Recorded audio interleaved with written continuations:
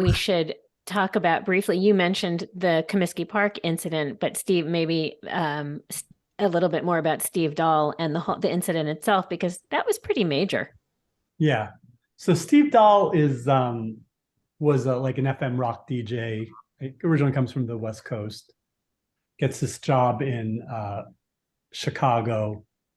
The station he works for goes disco, and that's the bait of his existence.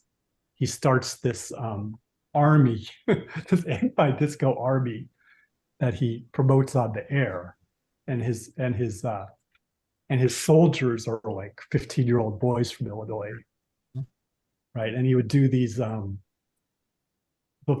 before the big incident at Comiskey Park. He would do these shows at clubs in the suburbs of Chicago, where they're destroying disco records, and even more so going to the disco down the street and like graffitiing it, and things like that. So he really became like a hero to like these like kids who had felt like they were sold out by disco. There was this idea that like disco had sold out rock and roll, which was just not true. It just didn't happen. It was like disco was a sensation unto itself.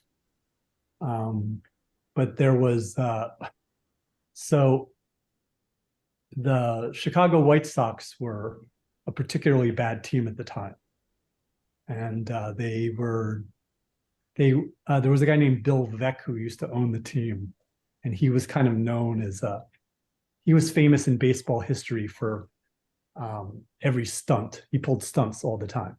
He's known for putting a 4'7" player out there one day just so he would walk, because they couldn't pitch to him because he was too short. So this is the kind of milieu we're talking about. Kind of not shyster, but publicity hounds. And, so Bill Veeck's son is running the team, and he listens to Steve Dahl on the radio. And there's this meeting where Steve Dahl's station and the White Sox come up to have this really great idea that they're going to do a disco record burning in between a doubleheader. And they did it. And so basically a team that was drawing about 20,000 a game in a 60,000 seat stadium suddenly draws like 60,000 people. There's people like on the streets. There's like the streets are blocked off by the cops. Show up at the stadium. If you bring a disco, you would bring a disco record to burn. There's stories of like in game one of the doubleheader where people are just flinging 12 inches down into the crowd. I mean, incredibly dangerous, like just firing records like everywhere. And they do this disco demolition where they're going to blow up all these records. Steve Dahl, the minute it starts, sees what bedlam it causes and runs away. So this great hero to all these people was like a sellout, but they the crowd was so riled up by that point that the damage to the stadium was palpable. I mean, there was holes in center field. There was like it was a dangerous situation. There was like something like there were riot police and chasing kids, who are trying to destroy them. I mean, they're destroying Comiskey Park. basically. Yeah.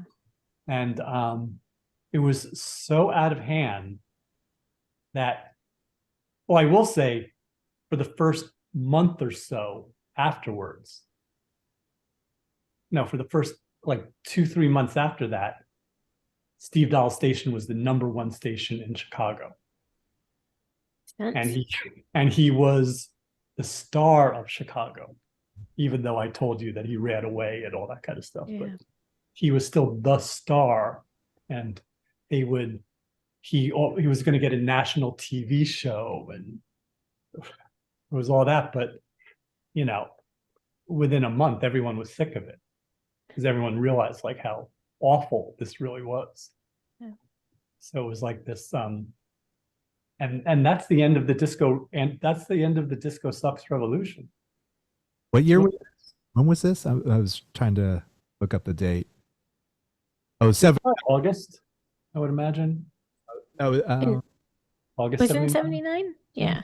June 3rd, 1979. June. Okay. Yeah.